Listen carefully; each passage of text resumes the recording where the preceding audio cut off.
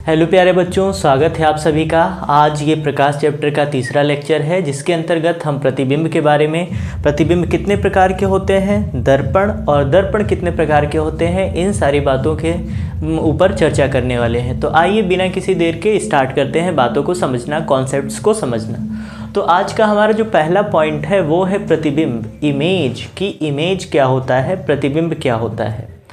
तो इसकी परिभाषा कहती है कि किसी वस्तु से चलने वाली प्रकाश की किरण जब किसी बिंदु पर मिलती है या मिलती हुई प्रतीत होती है तो उसे हम वस्तु का प्रतिबिंब कहते हैं। क्या बोला गया? किसी वस्तु से चलने वाली प्रकाश की किरणें जब किसी बिंदु पर मिलती हैं या मिलती हुई प्रतीत होती हैं तो उस बिंदु को हम कहते हैं वस्तु का प्रतिबिंब। ये तो हो गया वो लैंग्वेज जिसमें आपको लिखना है कि ऐसे ही आपको एग्ज़ाम में लिखना है, मगर समझने की बात की जाए कि हम इस चीज़ को कैसे समझ सकते हैं कि प्रतिबिंब क्या होता है। फिजिक्स के अकॉर्डिंग ऑब्जेक्ट बोला जाता है सभी चीज़ों को, ठीक है। फिजिक्स के अकॉर्डिंग हम भी ऑब्जेक्ट हैं, एक जो ईंट है उसको भी ऑब्जेक्ट ही बोला जाएगा। ये बायोलॉजी नहीं है, सजीव निर्जीव बिल्कुल नहीं देखना है। ऑब्जेक्ट का मतलब वस्तु से है, वो इंसान भी हो सकता है, एक ईंट भी हो सकती है। तो कहा गया किसी वस्तु से चलने वाली, यानी हमसे चलने वाली, तो हमारे अंदर से प्रकाश कैसे जाएगा? तो हमारे अंदर से वो नहीं कह, वो कह रहा है कि जब कोई प्रकाश वस्तु से होकर जाता है, यानी वस्तु को टच करके, वस्तु से स्पर्श करते हुए जाता है और टकरा करके, यानी जब परावर्तन की घटना होती है या अपवर्तन की घटना होती है। इसमें आप थोड़ा सा ऐड ऑन कर सकते हैं, बढ़ा सकते हैं कि किसी वस्तु से चलने वाली प्रकाश की किरणें परावर्तन या अपवर्तन के बाद, ये चीज़ यहाँ पर मिस हो गई है, आप लिख लीजिएगा कि परावर्तन या अपवर्तन के पश्चात, क्योंकि जब तक परावर्तन या अपवर्तन नहीं होगा किरणें एक दूसरे को प्रतिच्छेद नहीं करेंगी, ठीक है। तो किसी वस्तु से, जैसे हम हैं तो हमको टच करते हुए लाइट गई, आगे हमने कोई शीशा रखा था, उस शीशे से टकरा कर वापस किरण आएगी और कहीं ना कहीं पर किसी दूसरी किरण को वो ज़रूर प्रतिच्छेद करेगी। और यदि वो दूसरी किरण भी हमसे ही निकली है तो जहाँ पर वो दोनों किरणें मिलती हैं उसी को बोला जाता है वस्तु का प्रतिबिंब। तो प्रतिबिंब कैसे बनता है इसको समझने के लिए देखिए, यहाँ पर एक बनाया गया है आपके सामने इमेज कि यहाँ पर कोई वस्तु है, इस वस्तु को टच करके एक प्रकाश किरण ऐसे जाती है और परावर्तन के बाद ऐसे लौट जाती है, और एक किरण जो ऐसे है वो आती है, यहाँ से टकराती है और वापस ऐसे ही चली जाती है। तो ये जो दोनों किरणें हैं एक दूसरे को इस बिंदु पर प्रतिच्छेद कर रही हैं, तो यहीं पर बनेगा वस्तु का प्रतिबिंब यानी इमेज। तो उम्मीद करते हैं कि आपको प्रतिबिंब क्या होता है ये तो समझ में आ गया कि किसी भी वस्तु से प्रकाश किरणें जब निकलती हैं तो परावर्तन या अपवर्तन के बाद एक दूसरे को कहीं ना कहीं प्रतिच्छेद करती हैं, तो वह प्रतिच्छेद बिंदु ही वस्तु का प्रतिबिंब कहलाता है। बात समझ में आ गई। अब समझते हैं प्रतिबिंब के प्रकार के बारे में कि प्रतिबिंब के कितने प्रकार होते हैं। तो प्रतिबिंब के दो प्रकार होते हैं, एक वास्तविक प्रतिबिंब होता है और एक होता है आभासी प्रतिबिंब। देखिए, इस बात को समझने के लिए यहाँ पर दो डायग्राम बनाए गए हैं, इन्हीं से आपको समझना है। अब आपको ये बोला गया कि प्रतिबिंब हम तब बोलते हैं, किसी वस्तु का प्रतिबिंब कब बनेगा जब दो किरणें एक दूसरे को प्रतिच्छेद करेंगी, ठीक है। कि हमसे निकल करके या हमको टच करते हुए दो किरणें जा रही हैं, परावर्तन या अपवर्तन के पश्चात वही दो किरणें एक दूसरे को कहीं ना कहीं काट रही हैं। अगर ये किरणें नहीं काटती हैं तब, नहीं काटेंगी तो नहीं बनेगा, ठीक है। तो इसी के आधार पर दो प्रकार की इमेज आपको बताई गई, एक होती है रियल और एक होती है वर्चुअल। तो रियल इमेज का मतलब होता है, वास्तविक प्रतिबिंब का मतलब होता है कि परावर्तन के पश्चात किरणें एक दूसरे को वास्तव में काटती हैं, ठीक। तो क्या कहा जाएगा, इसकी परिभाषा क्या हो जाएगी, किसी वस्तु से निकलने वाली प्रकाश की किरणें यदि परावर्तन के पश्चात एक दूसरे को वास्तव में प्रतिच्छेद करती हैं या एक दूसरे से मिलती हैं तो उसे वस्तु का वास्तविक प्रतिबिंब कहा जाएगा। और आभासी प्रतिबिंब किसे कहते हैं? आभासी का मतलब होता है कि चीज़ है नहीं, केवल हम वैसा महसूस कर रहे हैं या वैसा मान रहे हैं, ठीक।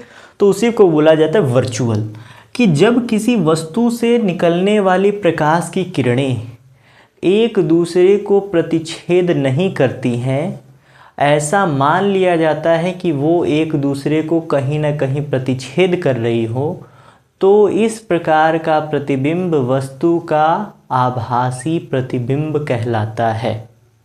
बात समझ में आ गई कि वस्तु का क्या कहलाएगा? आभासी प्रतिबिंब कहलाएगा।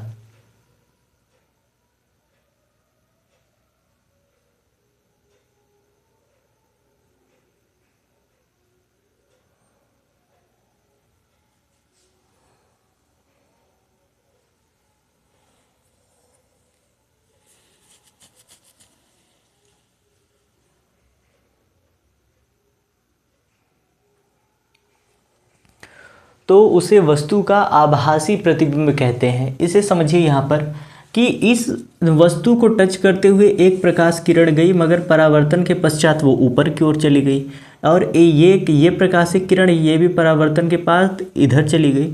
तो दोनों एक दूसरे को कहीं पर प्रतिच्छेद कर ही नहीं रही हैं। तो क्या ऐसी स्थिति में इसका प्रतिबिंब बनना संभव है? बनना संभव नहीं है। तो हम मान लेते हैं कि ये किरणें कहीं से आ रही हैं। ठीक, क्या मानेंगे कि ये किरणें कहीं ना कहीं से आ रही हैं, तो इसको पीछे की ओर बढ़ा दिया जाता है कि मान लेते हैं ये जो किरण है ना वो पीछे यहाँ कहीं से आ रही है, जबकि ऐसा संभव है? किरण तो इधर से जा रही है, मगर हम मान रहे हैं कि इसका सोर्स जो है इधर बैकग्राउंड में है, पीछे है। उसी तरह ये जो किरण गई है इसका भी बैकग्राउंड हम मान लेंगे कि यहाँ पर थोड़ा सा इमेज ऐसा बनेगा ना कि इसका जो सोर्स है वो थोड़ा सा इस साइड में है। तो ये देखिए दोनों एक दूसरे को कहीं ना कहीं पर ज़रूर इंटरसेक्ट करेंगी, और जहाँ पर ये दूसरे को प्रतिच्छेद करेंगी वहीं पर वस्तु का जो है वो इमेज बन जाएगा, प्रतिबिंब बन जाएगा। तो इस प्रकार का जो प्रतिबिंब होता है उसे कहा जाता है आभासी प्रतिबिंब। बात समझ में आ गई कि परावर्तन के बाद यदि किरणें वास्तव में एक दूसरे को प्रतिच्छेद करेंगी तो उसे कहा जाता है वास्तविक प्रतिबिंब। अगर परावर्तन के पश्चात या अपवर्तन के पश्चात प्रकाशिक किरणें एक दूसरे को प्रतिच्छेद नहीं करती हैं, हम मान लेते हैं कि वो दोनों किरणें एक दूसरे को पीछे कहीं प्रतिच्छेद कर रही होंगी, तो इस प्रकार का बनने वाला प्रतिबिंब आभासी प्रतिबिंब कहलाता है। आई होप कि आपको प्रतिबिंब, वास्तविक प्रतिबिंब और आभासी प्रतिबिंब क्या होता है ये टॉपिक क्लियर हो गया होगा। अब आगे बढ़ते हैं, दर्पण के बारे में पढ़ते हैं कि दर्पण क्या होता है। मिरर, आप जानते हैं घर में आपके आईना होता है जिसमें आप अपना चेहरा देखते हैं, रोज बालों को संवारते हैं, तो उसी के बारे में पढ़ना है कि आईना क्या होता है। तो आईना होता क्या है, आईना बनता कैसे है, आईना कैसे बनता है वो अगर आपने बता दिया तो वही आईने की परिभाषा हो जाएगी, दर्पण की परिभाषा हो जाएगी। कहा गया है किसी चिकने एवं पारदर्शी माध्यम को, पारदर्शी माध्यम आपको पहले वीडियो में ही पढ़ाया जा चुका है कि जब प्रकाश किरणें किसी वस्तु के आर पार पूरी तरह निकल जाती हैं तो उसे कहते हैं पारदर्शक माध्यम। जैसे कांच होता है, कांच में इस साइड जितनी लाइट पड़ेगी पूरी की पूरी लाइट दूसरे साइड से बाहर हो जाएगी, तो कांच क्या होता है, पारदर्शी माध्यम। तो कहा गया है कोई चिकना और पारदर्शी माध्यम है आपके पास कि एक सतह, अब कोई भी वस्तु होगी उसकी दो सतह तो होंगे ही, एक इस साइड है एक इस साइड है, दो सरफेस होगा। तो कहा गया किसी एक सतह को पॉलिश करके या कह सकते हैं कलई करके, कलई का मतलब होता है पेंटिंग, पुताई, ठीक है, कि पॉलिश करके परावर्तक बना दिया जाए, यानी ऐसी चीज़ से पॉलिश करें कि ये चीज़ रिफ्लेक्शन करने लगे। तो ये जो निकाय बनता है, ये जो आपने अब सिस्टम बना दिया पॉलिश करके, इस सिस्टम को ही हम बोलेंगे दर्पण यानी मिरर। तो यही इसकी परिभाषा लिखी गई है कि कोई चिकनी एवं पारदर्शी माध्यम, जैसे आपने कोई एक कांच ले लिया, चिकना है, स्मूथ है और पारदर्शी है, मतलब जितना प्रकाश इसमें आ रहा है उतना ही प्रकाश बाहर चला जा रहा है। तो यदि इसकी किसी एक सतह को आपने कलई कर दिया, कलई करने का मतलब पोत दिया, तो सिल्वर ऑक्साइड से इसकी पुताई की जाती है, सिल्वर नाइट्रेट होता है। तो देखिए इससे इसकी पुताई की जाती है।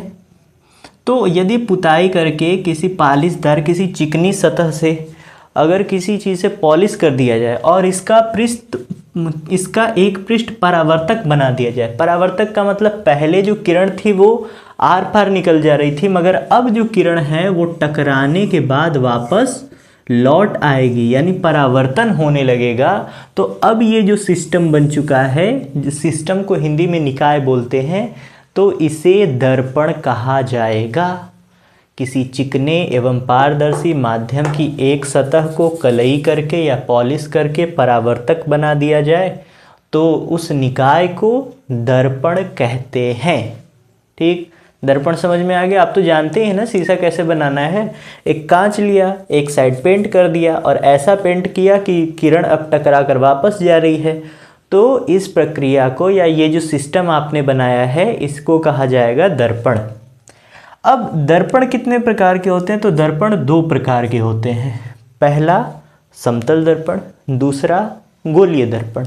समतल का मतलब क्या होता है? सपाट।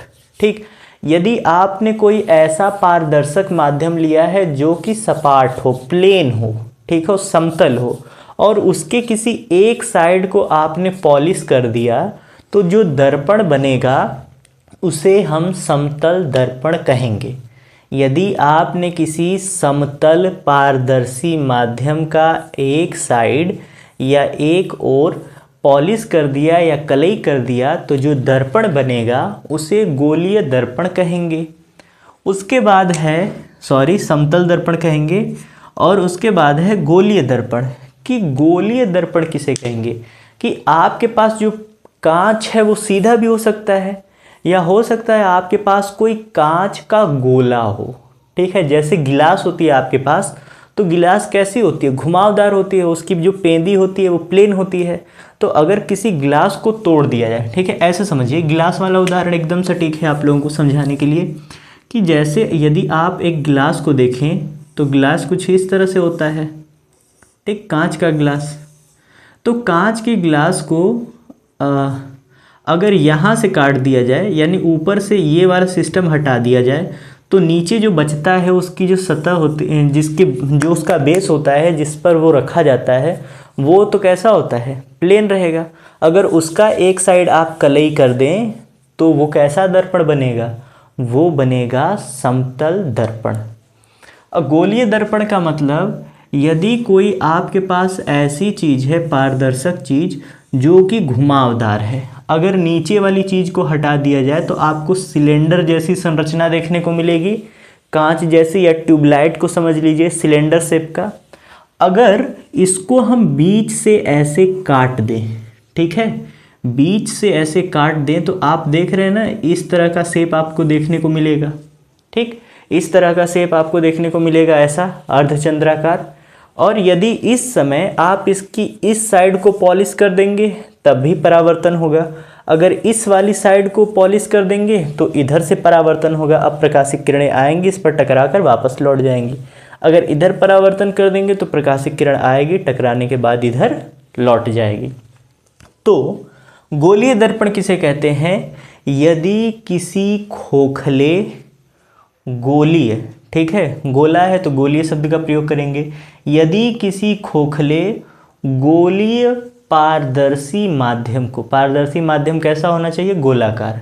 या किसी तरह बोलिए कि यदि हमारे पास कोई गोलीय पारदर्शी माध्यम है, उसको काट कर यदि उसकी एक साइड कलई कर दी जाए, एक तरफ से कलई कर दिया जाए, तो बनने वाला दर्पण गोलीय दर्पण कहलाता है।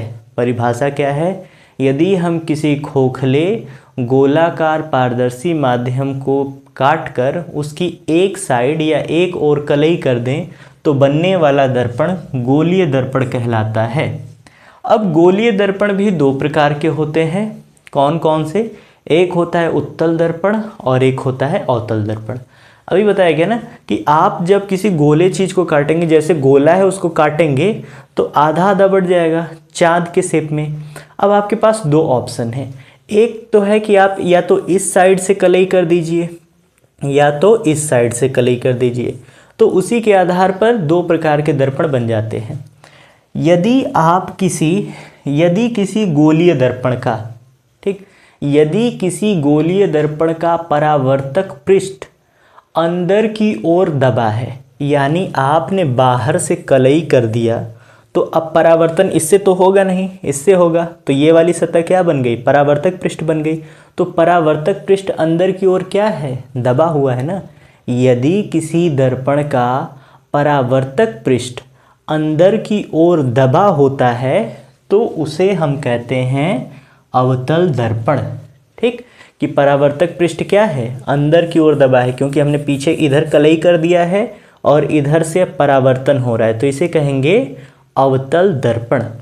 अब उत्तल दर्पण किसे कहेंगे, यदि हम, इस बार तो हमने बाहर से पेंट किया था, यदि हम अंदर से पॉलिश कर दें, अंदर से कलई कर दें, तो अब परावर्तन इस तरफ होगा, तो जो परावर्तक पृष्ठ है वो बाहर की ओर उभरा हुआ है। ठीक है, तो कहेंगे वह गोलीय दर्पण जिसका परावर्तक पृष्ठ बाहर की ओर उभरा होता है उसे हम कौन सा दर्पण कहेंगे, कहेंगे उत्तल दर्पण। इसे कहा जाता है कॉनकेव और इसे कहा जाता इसे कहा जाता है कॉन्वेक्स और इसे कहा जाता है कॉनकेव। ठीक है, तो ये हो गया उत्तल दर्पण के बारे में। अवतल दर्पण के बारे में याद कैसे रखना है, साधारण सी बात है, उठा हुआ यानी परावर्तक पृष्ठ बाहर की ओर उठा हुआ है, ऊ से उठा हुआ या उभरा हुआ। ठीक है, तो ऊ से इसका नाम है, अगर उभरा है तो ऊ से ऊपर ले जाइए उत्तल दर्पण, और जो दूसरा बचेगा वो अवतल हो जाएगा। उठा हुआ है, ऊ से उठा हुआ है यानी उत्तल दर्पण, और जो दबा हुआ है वो अवतल दर्पण। तो बात खत्म, आपने दर्पण के बारे में समझ लिया कि दर्पण क्या होता है। यदि कोई पारदर्शी माध्यम है, एक साइड पॉलिश कर दें तो दूसरा साइड परावर्तक हो जाएगा, इसी निकाय को, इसी सिस्टम को दर्पण कहेंगे। यदि कोई प्लेन पारदर्शी माध्यम को हमने एक साइड से पॉलिश कर दिया तो समतल दर्पण बन जाएगा। किसी खोखले गोलाकार पारदर्शी माध्यम को काट करके उसकी किसी साइड को यदि कलई कर देंगे तो गोलीय दर्पण बन जाएगा। यदि अंदर का कलई किया है, बाहर से परावर्तन हो रहा है यानी परावर्तक पृष्ठ उभरा हुआ है, यानी ऊ से उभरा है यानी उत्तल दर्पण होगा। अगर बाहर से पॉलिश कर दिया तो परावर्तक पृष्ठ अंदर की ओर दबा है तो कौन सा दर्पण हो जाएगा, अवतल दर्पण हो जाएगा। इतना हो गया। अब आपसे एग्जाम में पूछा जाता है समतल दर्पण के गुण, प्रॉपर्टीज ऑफ प्लेन मिरर, कि प्लेन मिरर के गुण क्या होते हैं। Plane mirror, plane mirror. अब देखिए समतल दर्पण के गुण, प्रॉपर्टीज़ ऑफ प्लेन मिरर, इसके कुछ गुण होते हैं, आपको याद रखना है कि समतल दर्पण वही होता है जो घरों पर पाया जाता है, जिसमें आप चेहरा देखते हैं, अपना चांद सा रोशन चेहरा, तो वही है। तो इसका पहला गुण ये है कि बनने वाला प्रतिबिंब आभासी होता है। अभी आपको बताया गया कि अगर प्रतिबिंब आगे बन रहा है, ये देखिए ये दर्पण है ना, दर्पण के आगे बन रहा है तो ये कैसा प्रतिबिंब होता है, वास्तविक। दर्पण के पीछे बनता है तो आभासी। तो जब आप, जैसे ये देखिए, ये यहाँ पर आईना रखा हुआ है शीशा, तो अगर यहाँ पर मार्कर दिखाया जा रहा है तो मार्कर का प्रतिबिंब दर्पण के अंदर बन रहा है ना, यानी इसके पीछे की ओर आपको प्रतीत हो रहा है कि दर्पण के अंदर पीछे की ओर बन रहा है, तो ये प्रतिबिंब कैसा हो गया, इस प्रतिबिंब को कहा जाएगा आभासी प्रतिबिंब। अब तो पहला गुण कि जो समतल दर्पण में जितने भी प्रतिबिंब बनते हैं वो आभासी होते हैं, और कैसे होते हैं, सीधे होते हैं। देख रहे थे ना आप कि शीशे के अंदर मार्कर ऐसा तो है नहीं कि हमने ऐसा पकड़ा है और दर्पण में ऐसे दिखा रहा है, नहीं, सीधा जैसा था वैसा ही दिखा रहा है। तो पहला गुण कि समतल दर्पण में जो प्रतिबिंब बनता है वो आभासी होता है और सीधा होता है। दूसरा कहा गया है कि यदि कोई व्यक्ति है जिसकी ऊंचाई h है, h का मतलब कुछ भी, 5 मीटर, 10 मीटर, 2 मीटर, 1 मीटर, जितनी भी है, अगर उसे अपना पूरा प्रतिबिंब देखना है, किसमें, समतल दर्पण के अंदर, तो उसे कितनी ऊंचाई का दर्पण लेना चाहिए, तो उसे लेना होगा h/2 ऊंचाई का। यदि वस्तु 10 मीटर लंबी है, यदि आपसे प्रश्न पूछा जाए कि किसी 10 मीटर वस्तु लंबी का पूरा प्रतिबिंब देखने के लिए हमें कम से कम कितनी ऊंचाई का दर्पण लेना चाहिए, तो वो ऊंचाई कौन सी हो जाएगी, उसका आधा, यानी 5 मीटर। तो समझ में आ गया ना। अगर 5 फुट का आदमी है, उसे अपना पूरा प्रतिबिंब देखना है तो 2.5 फुट का दर्पण ले ले। 6 फुट का है, उसे सिर से लेकर पैर तक अपने आप को देखना है तो कितने फुट का दर्पण ले ले, 3 फुट का दर्पण ले ले। तो दूसरा गुण यही है कि h ऊंचाई के वस्तु के पूर्ण प्रतिबिंब हेतु h/2 ऊंचाई का दर्पण लगता है। अगला गुण क्या बताया गया है, इसकी फोकस दूरी अनंत होती है। जब आपका अगला चैप्टर चालू होगा तो उसमें बताया जाएगा मुख्य अक्ष क्या होता है, फोकस क्या होता है, द्वारक क्या होता है, ये सारी चीज़ें आएंगी। तो वो चीज़ें आप बाद में समझिएगा। केवल एक चीज़ याद रखिए कि इसकी जो फोकस दूरी होती है वो अनंत होती है। ठीक, तो 3 चीज़ें कंफर्म होगी। अगला देखिए, कहा गया चौथा, वस्तु दर्पण से जितनी दूर होती है उसका प्रतिबिंब भी उतना ही दूर बनता है। ठीक, यानी कि अगर आप शीशा, जैसे देखिए ये शीशा है, अगर इसके पास इस मार्कर को एकदम शीशे के पास लगाया गया है तो आपको इसका प्रतिबिंब भी क्या दिख रहा है, दर्पण के बहुत पास। अब देखिए जैसे जैसे इसको दर्पण से हम लोग दूर लेते जा रहे हैं वैसे वैसे इसका प्रतिबिंब भी क्या होता जा रहा है, दूर होता जा रहा है। इसका मतलब यही कहा गया है कि वस्तु, ये जो वस्तु है दर्पण से जितना दूर रहेगी उसका प्रतिबिंब भी उतना ही दूरी पर बनता है। अगर हमने इसको 1 मीटर आगे रखा है तो ऐसा आपको फील होगा कि ये जो वस्तु है ये भी दर्पण से 1 मीटर पीछे की ओर इसका प्रतिबिंब बन रहा है। तो बात समझ में आ गई ये वाली भी, कि यदि वस्तु दर्पण से जितनी दूरी पर आगे रहेगी उतनी ही पीछे उसका प्रतिबिंब बनता है।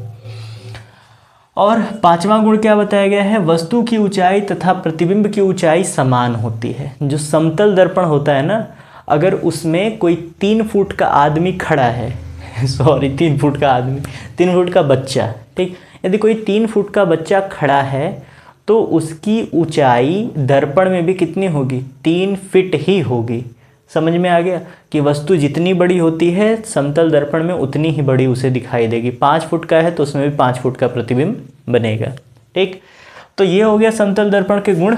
अब लास्ट पॉइंट आपको पढ़ना है इस चैप्टर का, पार्श्व उत्क्रमणीयता। कि पार्श्व उत्क्रमणीयता क्या होती है इसको समझिए।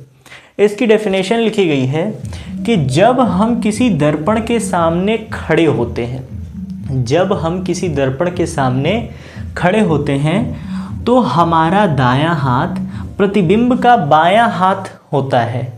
ठीक, कि हमारा जो दायां हाथ है वो प्रतिबिंब का कौन सा हाथ होगा, बायां हाथ होता है। इस तरह प्रकाश द्वारा पार्श्व बदलने का गुण प्रकाश की उत्क्रमणीयता कहलाती है। तो इस बात को समझने के लिए हम मान लीजिए यहाँ पर दर्पण लगा है और दर्पण के सामने नवीन सर ऐसे खड़े हैं। तो अब देखिए, अगर मैं बोलूं कि ये कौन सा हाथ है मेरा, तो आप कहेंगे सर ये आपका दायां हाथ है, राइट हैंड है। ठीक है, ये हमारा कौन सा हाथ है, दायां हाथ है। अब मैं इस साइड घूम जाता हूं आप लोगों की तरफ।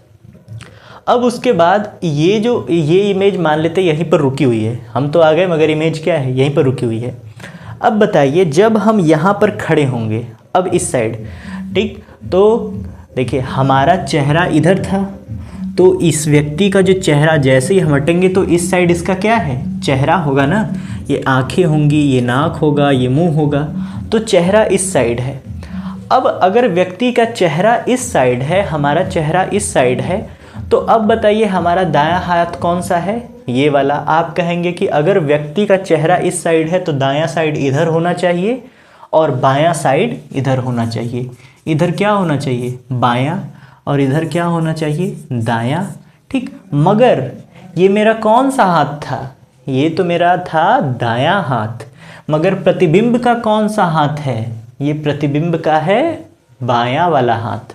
समझ में आ रहा है। एक बार लास्ट फिर से डेफिनेशन सुन लीजिए कि जब हम जो घटना हो रही है उसी को लिख देना ही फिजिक्स है और कुछ नहीं। परिभाषा क्या है, जब हम किसी दर्पण के सामने खड़े होते हैं, देखिए खड़े हो गए, तब हमारा दायां हाथ प्रतिबिंब का बायां हाथ होता है या बन जाता है। प्रतिबिंब का बायां हाथ यहाँ पर लिखिए बन जाता है, बन जाता है। तो इस तरह अब ये किसकी वजह से हो रहा है, ये सारी चीज़ें तो प्रकाश की वजह से हो रही हैं।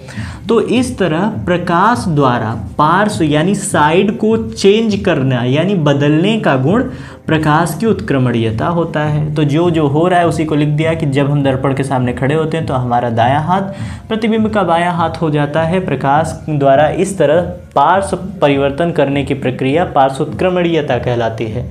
ठीक है, तो ये हो गई परिभाषा। मगर एग्ज़ाम के पॉइंट ऑफ व्यू से क्या पूछता है, एग्ज़ाम के पॉइंट ऑफ व्यू से पूछता है कि कितने ऐसे अल्फा अंग्रेजी वर्णमाला में कितने ऐसे अक्षर हैं जो पार्श्व उत्क्रमणीयता दर्शाते हैं और पार्श्व उत्क्रमणीयता नहीं दर्शाते हैं। तो यदि ए है, ए को लिख करके कैसे चेक किया जाता है कि ए को लिख करके कोई भी लेटर लिख करके उसको बीच से काट दीजिए और काटने के बाद आप उसे फोल्ड कर दीजिए, आपको पता चल जाएगा। अगर दोनों एक दूसरे पर ओवरलैप हो गए इसका मतलब वो पार्श्व उत्क्रमणीयता नहीं दर्शाएगा।